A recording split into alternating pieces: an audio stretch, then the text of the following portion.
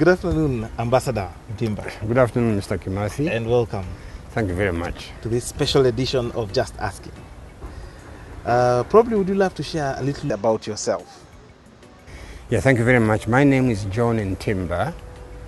I'm in my mid-70s. I was born about 76 years ago in Mbarara, southwestern Uganda. And briefly I had my primary and secondary education in Uganda. Then I had part of my university education in India. I had my first degree in a university in the state of Assam, India. After that, I was offered a scholarship to study in the United States of America, where I had a master's degree in geography from the University of Indiana. Then after that, I've had quite a series of assignments. I started off by teaching in two of our secondary schools in Uganda, Ntare School in southwestern Uganda, and also St. Mary's College Kisubi here, not too far from Kampala. Then after a short while, of course, I'm accused of having gone to look for greener pastures. I joined the Foreign Service of Uganda, the Ministry of Foreign Affairs. And during the 12 years or so that I spent in that ministry, I worked at the ministry's headquarters in Kampala, in Entebbe. Then had first posting back in India where I had studied before. Then I was transferred later on to the United Kingdom.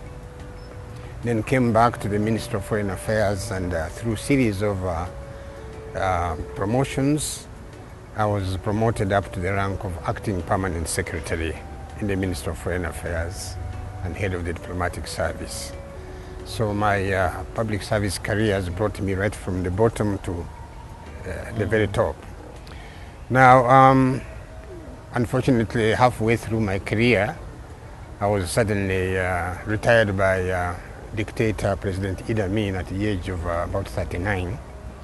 And circumstances were that I had to leave the country, go out and seek refuge in Kenya. When I came back, I think my country still needed me.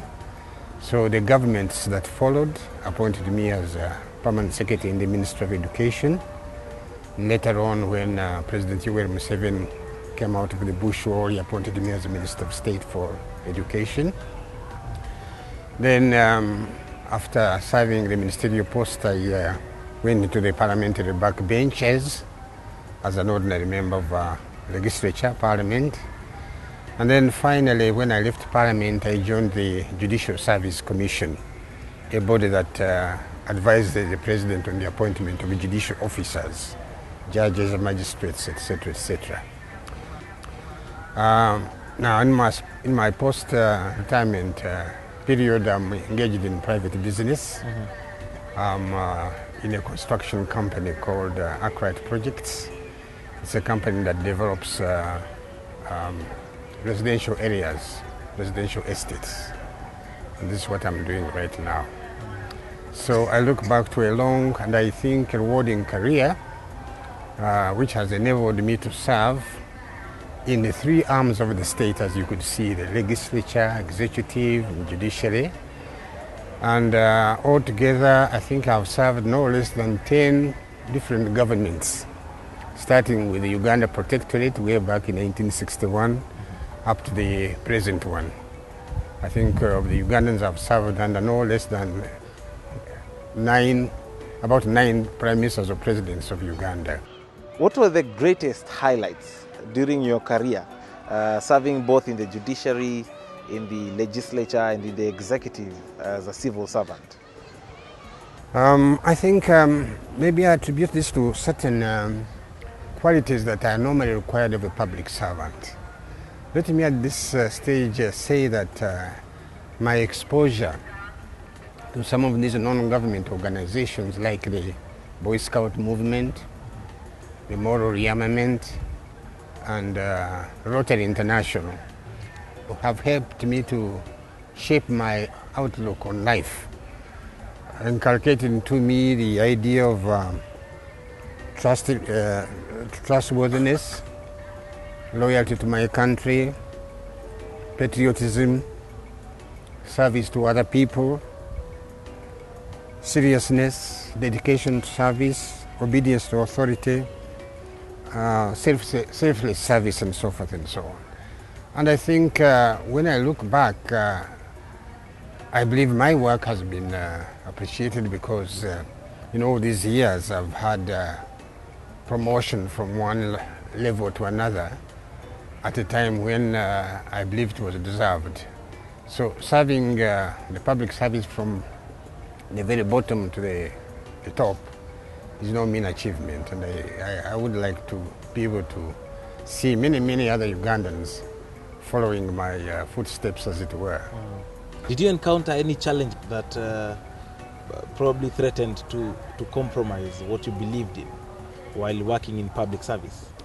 Yes, quite a number. As you might guess, at one time we had the onset of dictator Idi Amin's regime. This is the regime that came on when most of us were hoping to develop a career.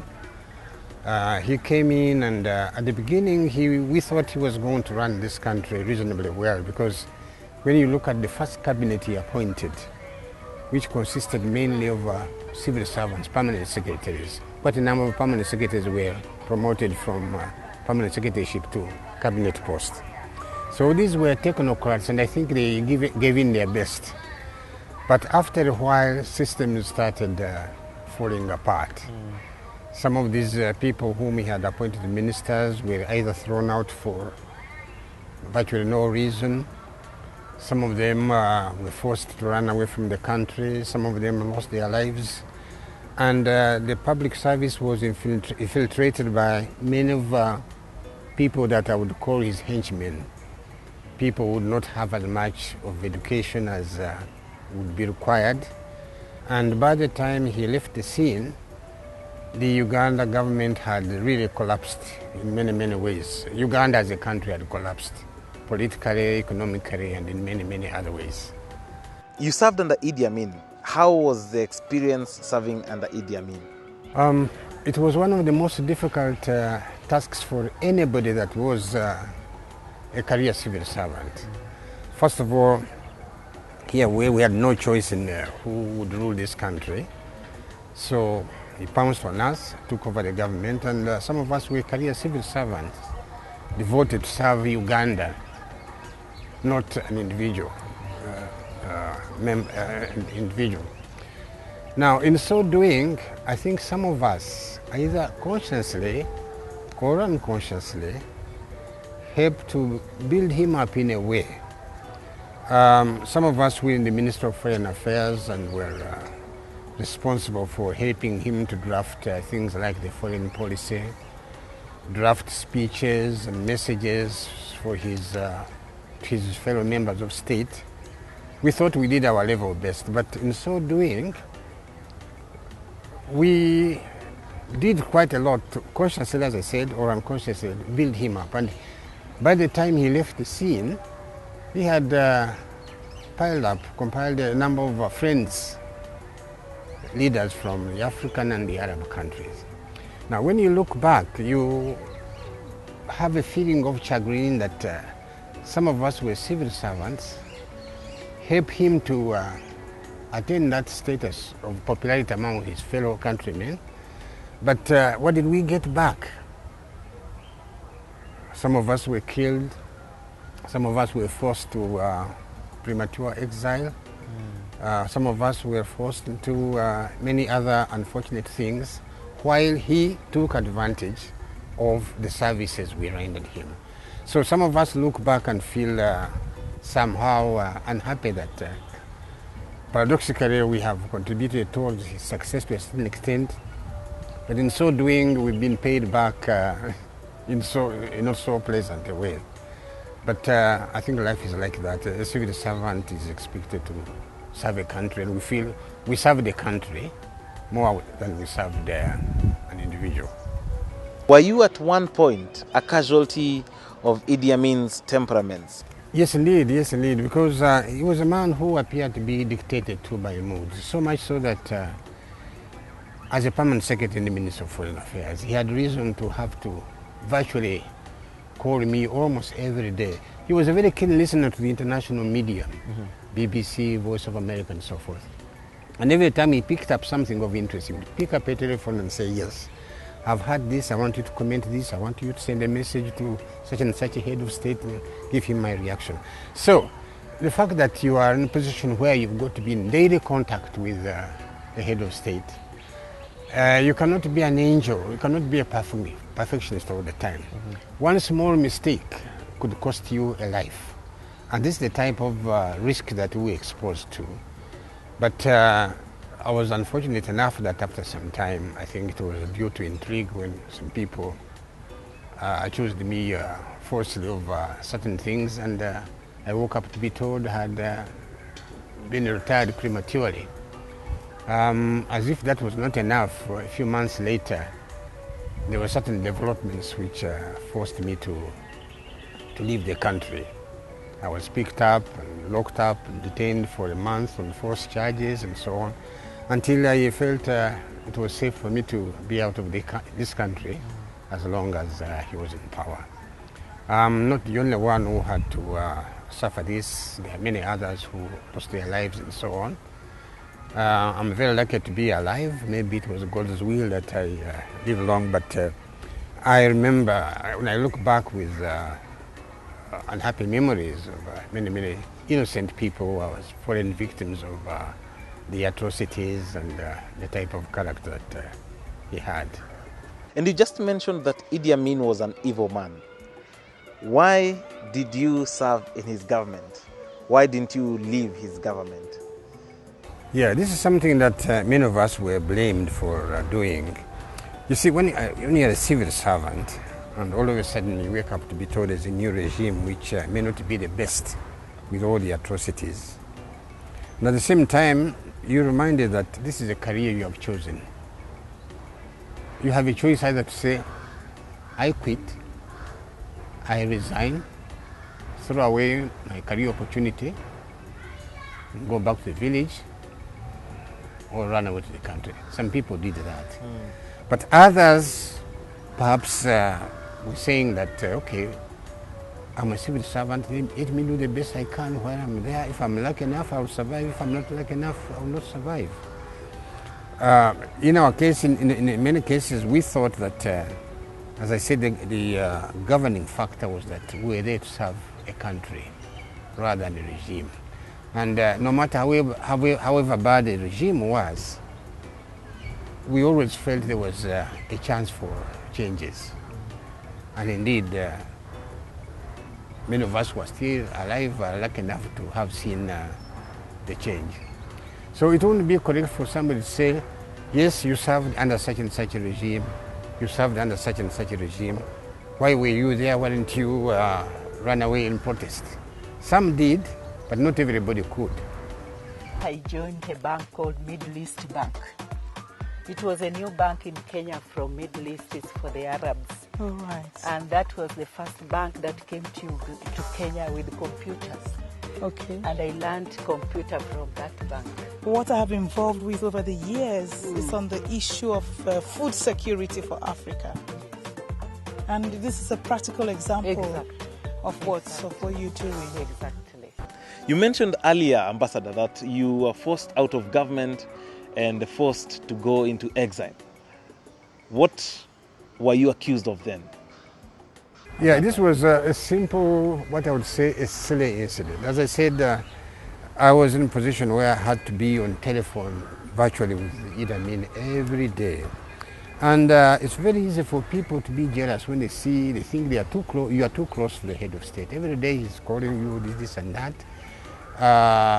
It's easier to believe that many other people would like to have your job. Now, precisely what exactly happened was we had worked on an exercise of promoting some officers in our Ministry of Foreign Affairs.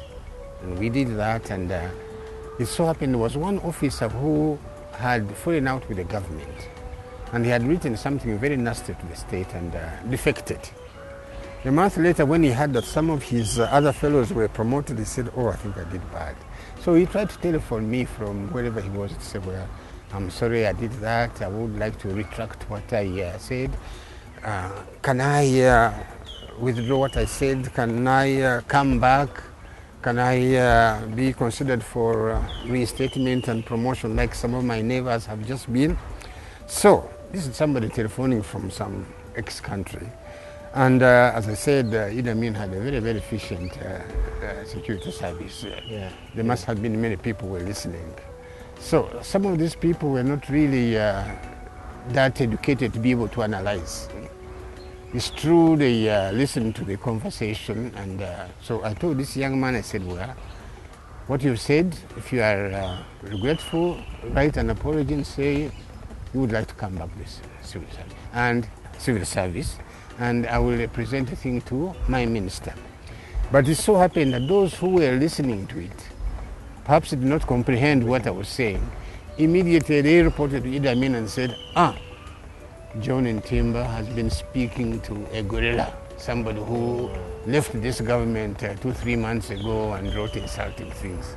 Yes. So Idi Amin was not capable of investigating to find out what happened. So picked up a telephone and said, you have been speaking to somebody who has run away from the government, blah, blah, blah, blah. No chance to explain, no nothing. He retired in the public interest. Now, I was lucky in that I had the Minister of Public Service. I think the Idi Amin had wanted to sort of get rid of me, just sack me. But we had the Minister of Public Service who had been a career civil servant, who suggested and said, Mr. President, are you getting rid of his services, or you want to retire him in public interest? So he said, Idi Amin said, do whatever you want. So the Minister of Public Service said, well, the best thing could be to retire him in public interest. Yeah. And that's how I was able to retire with my pension benefits. But that was not enough, as I said, 6 months later on. More intrigues came until I was picked up and thrown into jail, tortured until I was forced to get out of the thing. So you could see it was easy for somebody to lose not only his job during Idi Amin's time, but to lose a life on the flimsiest excuse. So that's as much as I can remember what happened on that fateful day, 14th May 1975. There are lots of horror stories that are told about Idi Amin as a dictator, but further than a dictator, there are a lot of other horror stories that go with the time that he ruled as president. Are these stories true, or are they just a hoax? Well, many of the accusations I would like to feel are true, because he had an attitude where he feared nobody. He didn't respect for lives. And I do believe that many people in this country who lost their lives were either because of his direction, because of his decision, partly, and apart from that, the other people who served under him who might have taken advantage of the situation, where respect for life was almost non-existent. But a good many of the horrendous and atrocities that he committed could be true.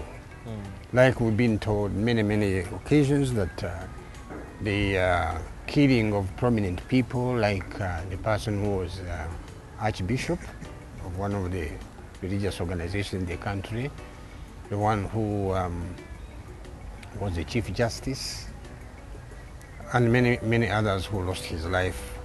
A good deal of the evidence that has been adduced seems to really point around him.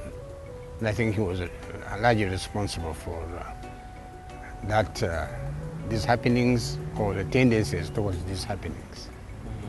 It was most unfortunate, but I think God saw it other ways, and that regime had to come to an end one day. Beyond being a public servant, you are also a family man.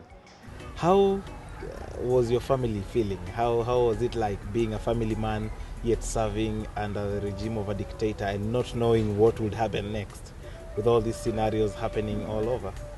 Well, it was a very difficult experience, because when I was forced to flee this country, I had already had my last born child. I had a family of 5 children, a wife, and my children were still very young, school going, and suddenly being forced to get out of this country and leave them behind was not a pleasant task. But by God's providence, I left them here, and nobody interfered with them until I was lucky enough to come back after 3 years' absence and find them all in one piece. But maybe many of them were too young to appreciate what was happening, because when I came back from exile, my eldest child was about 12, 13 years old. Many of them perhaps didn't appreciate, didn't know exactly what was really going on. And as long as they were young, we always endeavored to not really let them know all the bad side of what was happening. I think I remember a time when I was forced to run out of this country. My wife was trying to tell them, yes, I had gone somewhere else and not to worry too much. But later on, I had an opportunity to have them visit me in Kenya. And it is then that they came to realize that I'd been away for some time. They missed my company during that tender age. But fortunately, I was able to come back when they were still young, and I believe they have outgrown that trauma that they experienced in the early years. Were you scared that something could happen to them while you were away in exile? Yes, most of the time I was always scared that anything could have happened to them. But see, when you are forced out of the country and you're out there without any means of income, how do you think of bringing over a family and starve with them, as it were? But fortunately in Uganda, we are not short of friends who did quite a lot to look after them. My wife who was here kept her job while I was away, and she did quite a lot to maintain the family. And so there we are. When you were serving under Idi Amin, where were the people of integrity in this society? Was it that there were none, or where were they at that point? Uganda was not short of people with integrity, but the whole country was gripped with fear. Nobody dared raise his finger, because he had such an effective intelligence service where you only had to open your mouth to say something not so pleasant and you would be picked up. So there was really, everybody was really silenced to submission. As you recall, he led this country for 8 years. And during that time, I cannot say many people sat back and decided to sort of let him have his way. We are told there are many attempts to dislodge him, which never succeeded, until when, as good luck had it, he made the mistake of invading our neighboring country and claimed the sovereignty over the Kagera salient, which prompted the Tanzanian government at that time, under the leadership of the late Mwalimu Nyerere, to react. And maybe we took advantage of the fact that Tanzania had been provoked, and those of us who were opposed to Idi Amin thought we could join hands with the Tanzania People's Defense Forces to find a way of his exit. And with God's mercy, we did. So that is history. That was a new birth for Uganda. It was a new birth for Uganda. Great. But if he had not invaded the Kagera Basin, and if there had been no invasion from Tanzania, consisting of the Tanzanian forces plus the Ugandans who had forced him, I find it difficult to imagine how else he could have been dislodged from power.